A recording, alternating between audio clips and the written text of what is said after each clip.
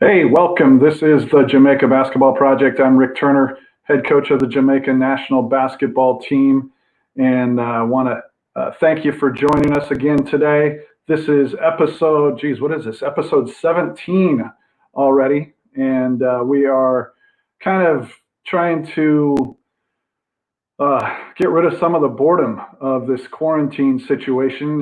And so we're talking to potential players and former players, as I've said before, past, present, and future of Jamaica basketball, and also give everyone an idea of what we're trying to do. We want to say it as openly and as often as we can. We have a goal of getting to the Paris Olympics in 2024. And it's going to take a community to do that. So we're going to need everyone's help, and we want everyone to be a part of it.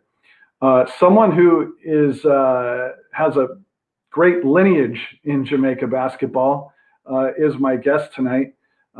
He played 4 years in the Pac-12 at Oregon State University, and it's hard to believe he is going into his 10th professional basketball season. His name is Omari Johnson, and I welcome him to the live cast. We have had a little bit of problem with his Wi-Fi, and I can't see him yet, so we'll chill here for a second. But anyway, as we try to connect with Omari, I'll give you a little bit of a background why I say he has great Jamaica basketball lineage.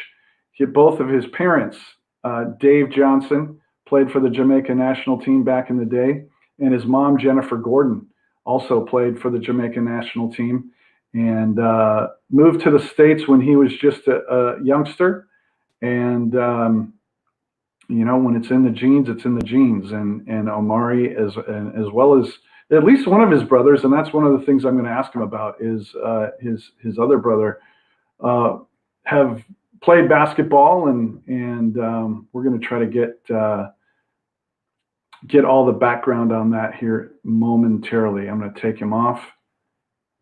I think he's just got a bad Wi-Fi connection, which is a little unfortunate here. So I'm going to show you some Omari Johnson highlights as I try to reconnect with him. So just giving you some more background on Omari. As I said, he played at OSU from 07 to 2011, then went and played in a pro league in Canada for a couple of years and put up some nice numbers there. There his face popped up on the screen. Can you hear me, Omari?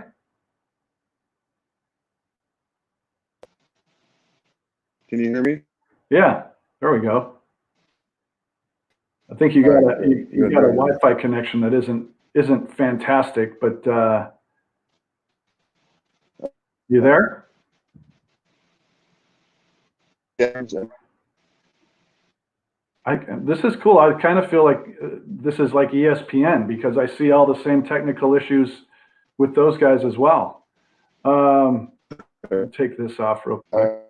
Can you see me? Yeah, I can see you. Welcome. How you doing, man? I'm good. How are you? Yeah, excellent. Thanks for doing this. I don't know how much, if anything, you were able to hear earlier, but I talked about the fact that, man, you've got some Jamaica lineage in basketball lineage, don't you? Yeah. With both your parents. Yeah. Both my parents played on a national team, and then they came here and played in college, and then me and both my brothers played in college. Yeah, cool. So you went to OSU. And then you had an older brother that went to what, Metro State? Metro State, and then my youngest brother went to Cal, but he stopped playing early. Okay. Yeah, so he stopped after his freshman year. Yeah. Yeah.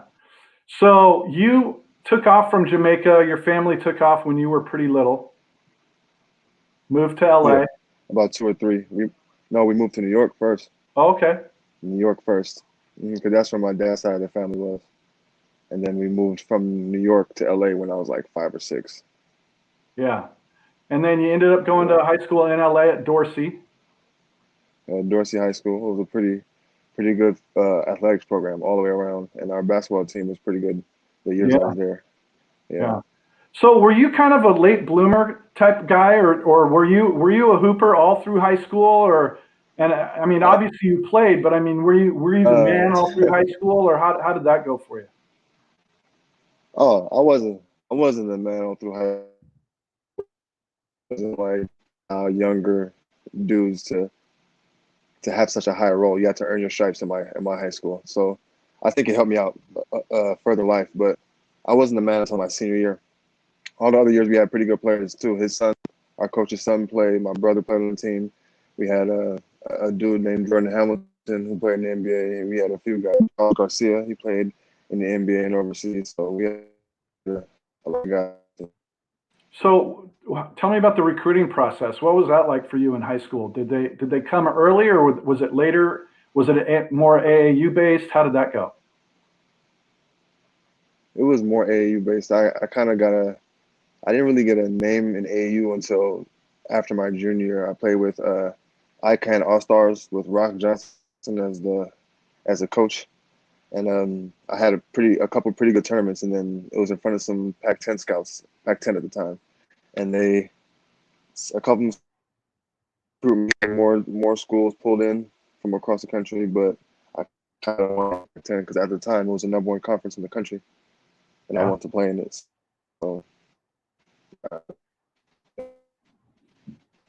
So you're kind of going your Wi-Fi is kind of going out here a little bit, but I'm going to bring in my partner Rich Mialovich, and I mean a little late to the party.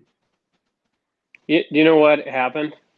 yeah, I didn't scroll down. You have to hit enter. So I was sitting there looking at my mug, like they're late, and you have to scroll down. You got to scroll down and hit enter, and I was like, oh yeah. So I've been sitting here. Sorry about that. Anyway, how you doing, Omari? You lose me? Can you hear me? No, we got you. He's got kind of a shaky Wi-Fi connection. Omari, can you Okay. hear us now? I can hear you. Okay, cool. Can you hear me? Yeah, this is a weird one. I've got kind of a delay on the audio. That's okay. So tell me about Omari. Tell me about the recruiting process for you. Like, how did you do? What made you decide on OSU? I agree with you. I mean, the Pac-10 back then was such a good conference. Anytime you were able to get an offer to play at a Pac-10 level, that's great. But how was it for you? It was real interesting because it happened all at once. It didn't happen over my years in high school. It happened like in a 2 month span where I was visits from coaches and all kinds of stuff. But it was between Oregon State, Arizona State, and Illinois, and I took and James Harden were gonna go there, and I took an official visit to Oregon State, and there were big names. There wasn't any really big names as there were like James Harden going to Oregon State. So I thought I could shine a little more at Oregon State, you know, get more playing time earlier on and everything. Yeah. How'd you So like yeah, that's why Corvallis? I chose Oregon State. I like Corvallis. It's a lot different from LA. Growing up in LA is faster, obviously, but Corvallis has some good people. It's a beautiful campus. You know, they really care about the athletes there. It's not. They don't really try to worry about getting you ready to play. They try to get you in position to graduate and everything. So I enjoyed my time at Corvallis. Do you follow him still? Do you know Coach Tinkle and you stay in touch with those guys, or? Oh, I haven't had a chance to stay in touch. You know, going overseas and playing other places. I haven't really have a chance to go back to Corvallis, but I do follow them on Twitter and keep up with their games. And I know his son Trey Tinkle is pretty good, and They have a couple other few guys. So yeah, I've been keeping an eye on them. Did you cross over with Gary Payton Jr.? Was he younger? No, I didn't. He's younger. He would have played if he'd have did college or something. So if he'd have went to Oregon State before that, I would have probably crossed paths. But he got there, I think, a year removed. Yeah. How do you I know him. How do you think Michael Jordan treated his dad last night?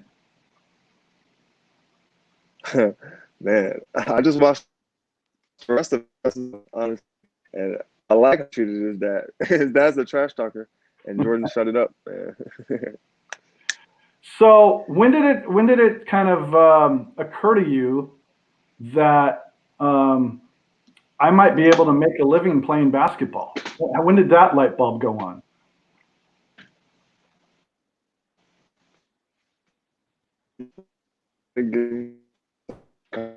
From college,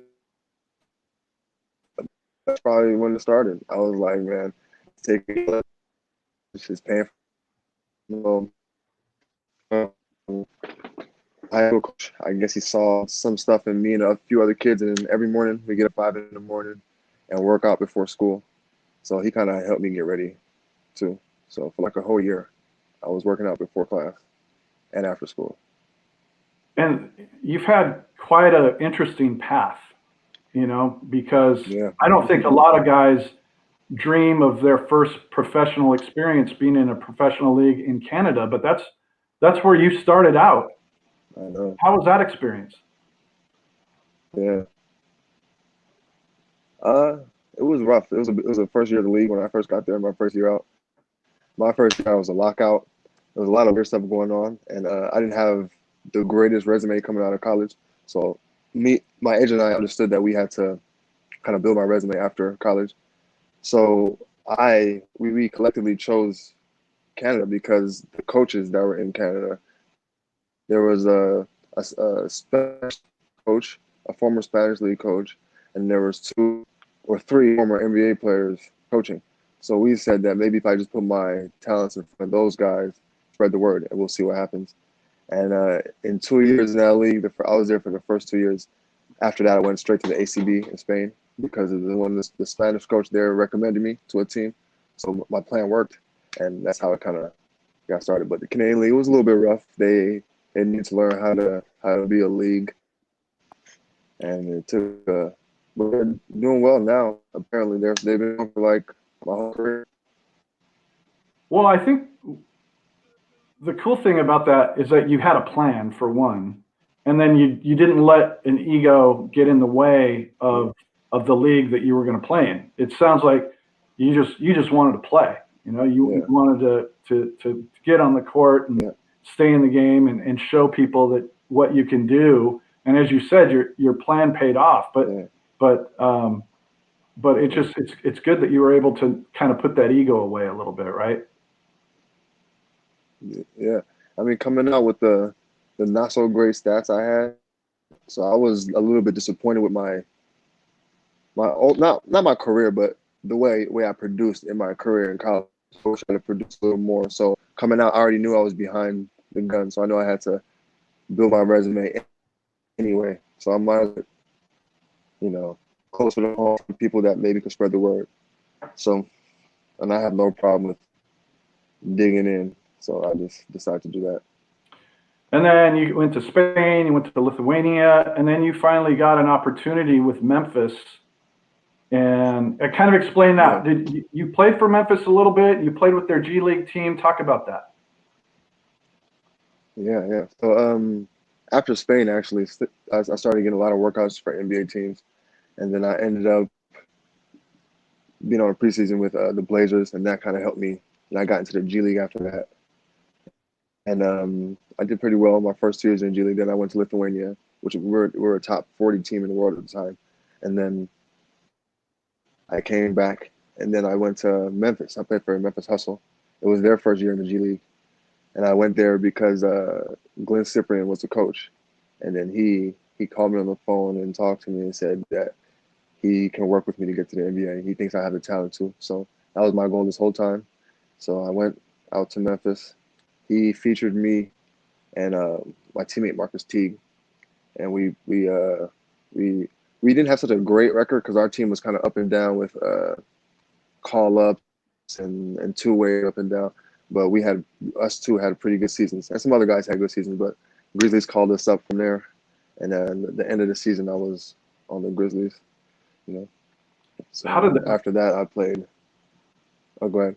Well, I was just going to say, how did that feel, man? Like, because you were grinding, like I said, you started out in Canada. There's not a lot of NBA guys that played in that Canadian league, and you grinded through and believed in yourself and worked on your game, and that must have just felt fantastic. That first time you put on that Memphis uniform, that must have been pretty cool. Yeah, for sure. But honestly, I felt like I belonged because I knew how many hours I put in during the summer, that I was in the gym all morning shooting, and then like I just knew that I was able to, because I'll play with those guys in LA during the summer in the Drew League, and it wasn't an issue for me, And I grew up playing against a lot of those guys like Harden and Westbrook. They're from this area, and Nick Young, all those guys are from this area. So I'm not, big name isn't a big deal for me personally. So I went out there and I just tried to do my best, tried to.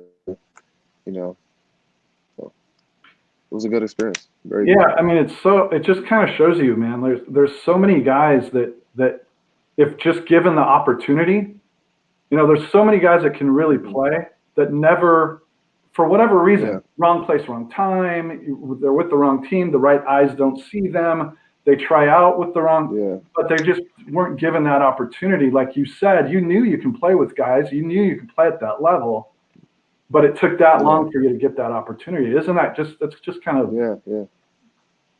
kind of lucky, I guess. It's tough. It is lucky. A lot of this is luck. Like you have to perform at the right times in front of the right eyes. People have to like your particular game. They have to have a need for you. A lot of things that go into it, and there's only like maybe 30 to 40 dudes who make that decision in NBA. So you have to be in front of those particular eyes at some point. Have you game at some point? So, sorry about that. Little lagging audio. I was going to ask, have you had any time since college? I mean, gone through. So, obviously, you said you're in front of people. You're playing, saying, "Hey, who could be watching me today?" Is there any time since you were in college until now where you were like, "I'm done. I'm going to hang it up"? Did you ever have that thought in your mind? Oh yeah, those moments a lot. Like, no shade on the G League. The G League is a great place, but it's tough. It's tough to play in. There's a lot of it's really political because they're there to nurture the players that are already in the NBA first.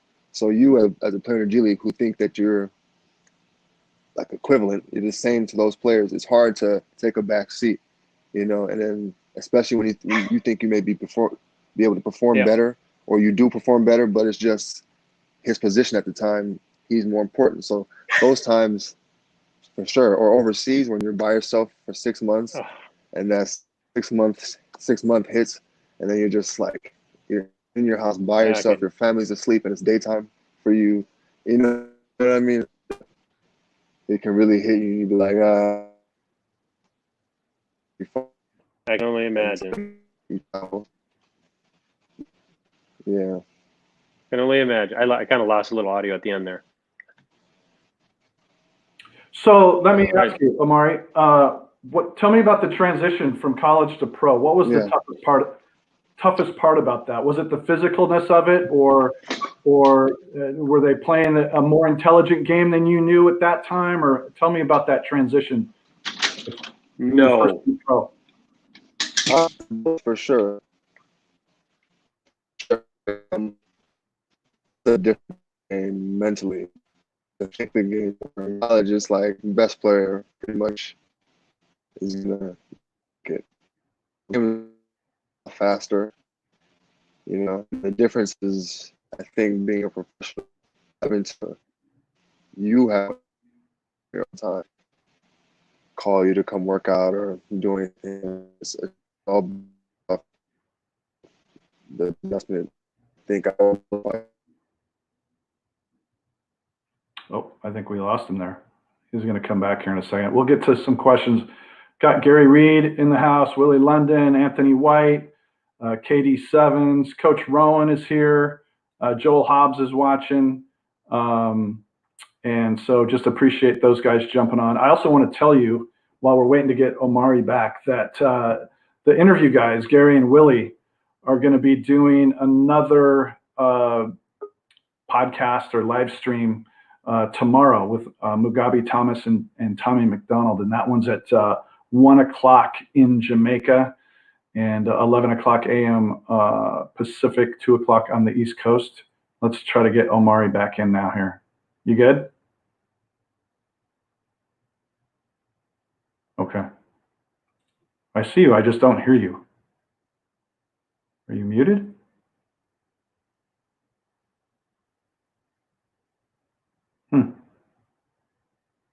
I'm seeing you, but not hearing you.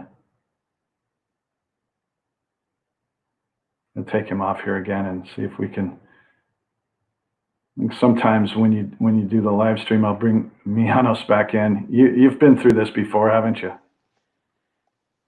I feel like we're I feel like we're in TalkSpot 1998. Yeah. You there, buddy? I hear you now. Oh, Okay, cool. I took the Yeah, sorry about that. there we go. Maybe that's So, hey, I got a question for you from Gary Reed. What keeps you motivated to continue fighting and working so many hours each day? just knowing that I felt like my skills belonged. So I just knew that eventually I'd break through somewhere. And there was just a part of me that couldn't sit around and accept what I thought was lower. Not saying that any league is lower. I just thought I belonged with the best. I still do. Mm-hmm. It's just that's what just kept me working.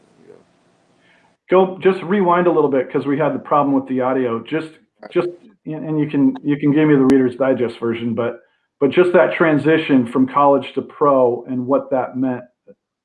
The speed was, I think, the greatest thing. The speed, and then the basketball IQ was next up. And then I think sometimes in college, teams tend to put every player as a role player. So then when you go to the pros, you lack the other skills. So like in college, I mostly rebounded and passed and this stuff like that. But my shooting ability was necessary for a lot of my team. So I was forced to take shots that I wasn't comfortable taking or used to taking. I thought I was hogging the ball at first, but in the pros, you have to shoot when you're open. In college, you pass up good shots to get great shots. In the pros, you shoot when you're open. So I had to get used to that type of feel. Yeah. So you don't play professionally for, going on 10 years without your game evolving. So I would imagine you're probably less above the rim type of player than you were 10 years ago. And I certainly can see by watching some of your video that you can really step out and shoot it. Is that evolved over time, or was that kind of what you were going into the professional, or how has your game evolved? Well, it's evolved because I understood because when I first became a pro, stretch fours were just becoming a big thing, So I understood that my skill set, which years prior people would call soft, but I was training with guards in high school. My coach's sons were guards, so I'll be training with guards in the mornings. So that's why I had a jump shot. I could handle the ball a little bit early on. People thought I should be playing inside because I was taller. But by the time I became a pro, my type of play was, necessary. So the shooting aspect of my game started to grow because the better the shooter at the four, the more dangerous the team became. So that kind of evolved that way. I used to do a lot more other things like tip dunking when I was in Spain, a lot of tip dunks, a lot of dunking and stuff, but my game started to be half shooting, half that instead of more that, if you know what I mean. Yeah. So just catch us up. Now you're kind of between teams right now, and I don't mean because of the coronavirus, but you tell me, are you looking for a job or where are you with that? It was up in the air for a little bit because I hurt my ankle when I was with the G League select team in the beginning, about to go into the season, and I hurt my ankle pretty bad, and then it took me about almost 2 months to recover. So then by then the offers were a little dim, and I was gonna probably wait till the end of the season to take an offer, or till the next year. But then coronavirus struck in February. Yeah, took everyone out. Here's a question from Willie. When was the last time you visited Jamaica? Last May, I was in Jamaica with my family. Yeah. Yeah. Yeah. For those that just jumped in or didn't hear earlier, both Omari's parents played for the Jamaica national team. His dad, Dave, and I wanted to get your dad on here, both your parents on here, but I think you told me, just like my parents, they're kind of technically challenged. Yeah. Yeah, it'll be difficult. My dad in New York, I'm not sure what kind of phone he has, what kind of technology he has, and my mom is a little shy, so we might get to talk her into it one day. Yeah. What did they tell you stories about them playing, or have you talked to friends of theirs that they played with? Because I hear your dad could really play. Yeah, my dad was pretty good, but I got a chance to watch them play. They didn't just stop playing when we were born. My mom played in an adult league, adult women's league, and I was able to watch her play and dominate. She was dominating against former college players that were just recently graduated. I seen my dad.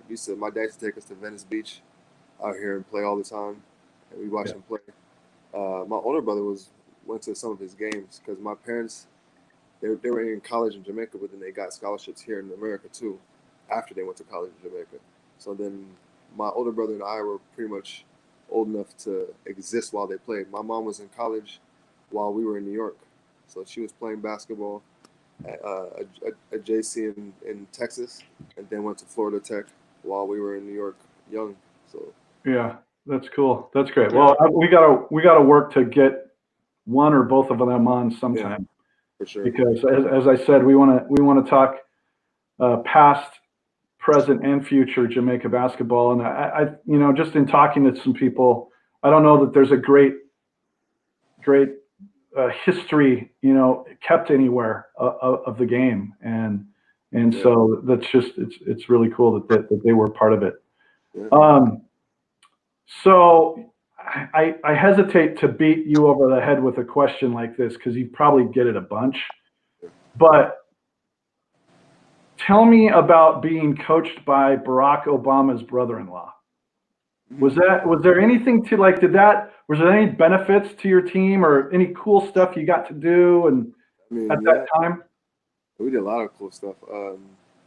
Before Barack when he was campaigning, he came to Oregon, and Craig is the coach, is Michelle's brother.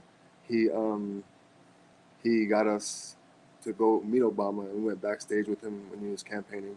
And then once he got inaugurated, we went to the White House, and then he came to a game. And then the year after, we went and had Thanksgiving there.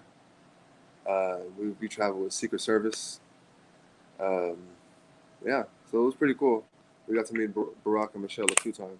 Yeah, no horse games in the backyard or anything to talk about? No, but the day that the president got his lip, he had to get stitches in his lip when he was playing against those ambassadors, we were there for that. Oh, really? Yeah, we were in the White House. I'm not sure I heard that story. He got an elbow to the face or something? Face by some ambassador. And then Michelle had to come from upstairs and tell us that he was getting stitched up and he'll be out soon. So that's funny. Yeah. How'd you like to be the guy that dropped an elbow on the president? I mean, I like to be the guy that hit Obama. That would be funny. No, a good story to tell for sure. So you've been watching The Last Dance. Yes. MJ's kind of in your wheelhouse a little bit. He's just right on the tail end. George is he's a different monster, man. And I'm glad these young kids get to see how highly all these greats think of him. Because people try to I believe LeBron isn't better. People try to put LeBron above him, but this documentary is showing people. Do you get into that GOAT conversation with people ever? Because that's kind of the thing now, right? Yeah, it is the thing, but I'm a Kobe lover, and so I try to defend Kobe as much as I can. But Jordan is the GOAT, and then I think Kareem may be second place. Yeah. So you're a Lakers guy Is then, that I would imagine, right? Growing Yeah, up in LA. easily, yeah. Without a doubt. is that who? I mean, if you when you're, I mean, is that who would have guys that you know that were really looking? I mean, Kobe. So I mean, Kobe was obviously one of the guys when you were paying attention. Who else? I love Kevin Durant. I think I think he's a top three small forward all time. And then I like Dirk too. Those two guys. Dirk Nowitzki, That's a lot like it's kind of like your game a little Is it bit. KD? Kevin Durant, and Dirk. Yeah, I watched them a lot when I was. Oh, Yeah. gotcha. You think Omari Dirk has a little bit of the same game as you, right? A little bit. When I first started out, I was a little more Dirk, like shooting turnarounds and stuff like that, because I used to watch him a lot. But when I got a little bit further in my career, I started to watch Durant a little more. So I was taking top of the key threes a little more than I used to, all that type of stuff. Yeah. Yeah. My friend Teresa says, "Go Lakers." Exactly. She's been telling me. She has the right mindset. So with Jamaican parents that both played, did like the thought of playing for the national team, did that ever enter your mind, or has that ever crossed into Yeah, your vision? sure has. It for sure has. In Canada, there's a lot of Jamaican-born people, and the Canadian League was run by a lot of Jamaican people. So they would try to say, "Why don't you play for our team? Why don't you play for the national team?" Here and there, out here. And then my aunt tried to. She knew somebody. I think back in the day, she said she knew somebody that wanted me to come out. I didn't. I never connected, but I've always wanted to. But I've always tried to put the NBA first. I want to get there. That was my primary accomplishment in my mind. Tell me about that though. Like, what do you think that would be like to step into the opening ceremonies of the Olympics in Paris wearing a Jamaica uniform? Would that be a special situation for you? Can you repeat your question? You went out for a second. Sorry. Yeah, no, just what would it be like for you to put on a Jamaica uniform and compete at the highest level? I can hear. I can't hear you, Coach. I can hear. I can hear. Oh, you can hear Rich? Let me try. Can you hear me? Yeah, I can hear you for sure. He was asking what can you picture yourself? What would it mean to you to be wearing a Jamaica basketball jersey and competing on the Olympic stage? What would it mean? I think as I've gotten older, I've realized how much greater of an accomplishment representing your country at a high level is, in my eyes. Maybe not other people's, but my country is a well-known country. It's a really small country, well-known, and it has a lot of influence on the planet. And I think we have a lot of good basketball players that come from there. And I think, No question. yeah, if we had a team of all the best of us, I think we can make some noise in the world. And I think that would be a great thing for Jamaica. We dominate in track. We have great food, great vibes, great all kinds of stuff. And I think basketball is next up because my parents were great players without having a very intricate structure of basketball to grow up with. You know what I mean? So I'm sure all the athletes in Jamaica would benefit from a good basketball. This is I'm just a guy who's known Coach for a long time, trying to help make it happen, and trying to he's really trying to help build a program from from the ground up. When you compare it to say the U.S. U.S. national basketball is imagine now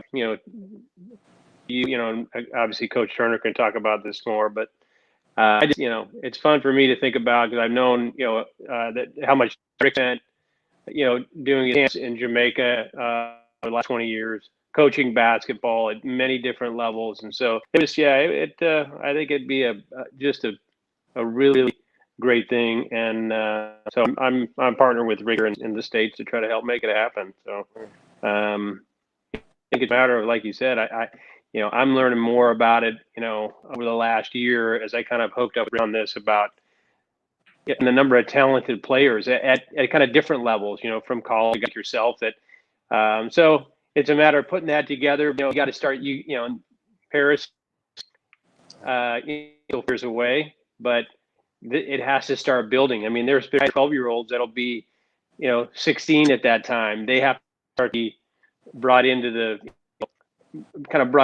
pick a little bit. And these days, heck, I was looking at, it was one of those 30 for 30s talking about, LeBron when he was in grade, so the level, the talent that's there to start, say this is on your radar and start building the program for the country. But anyway, exciting to think about. Sure. So I got another question for you. You already touched on it a little bit, but I'm gonna hear it. Hear Coach.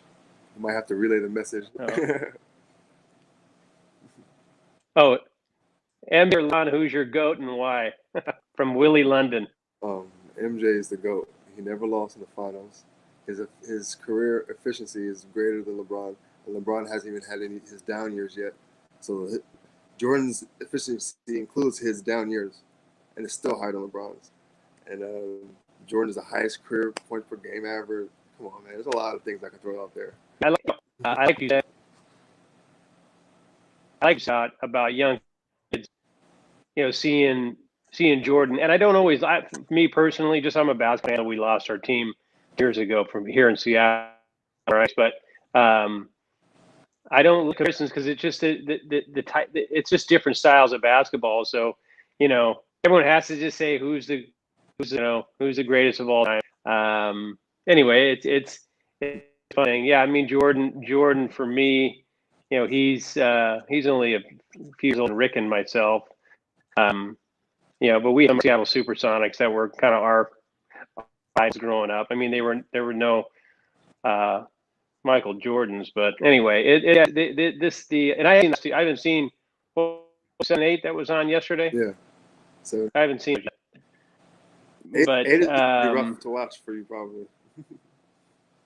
It is? Yeah, because it's Seattle. Oh, okay. Yeah. All right.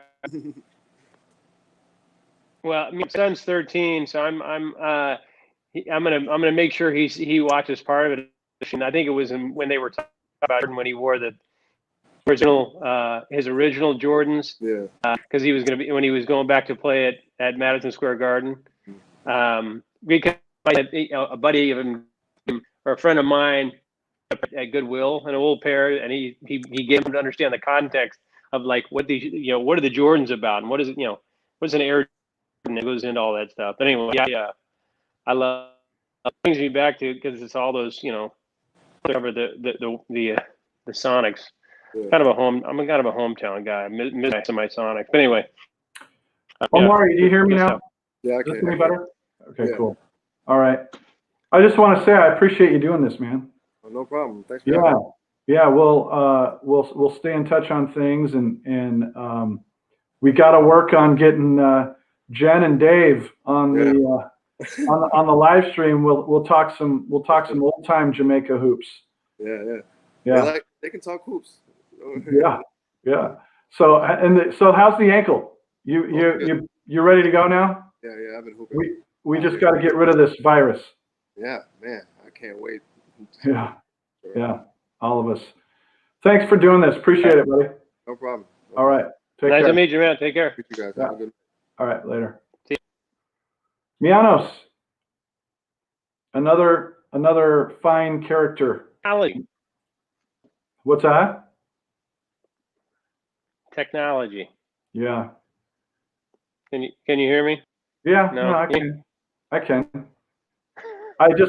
mean, don't know. I don't know if I have a bad Wi-Fi connection or what's going on here. I'm literally sitting next to my Wi-Fi. So.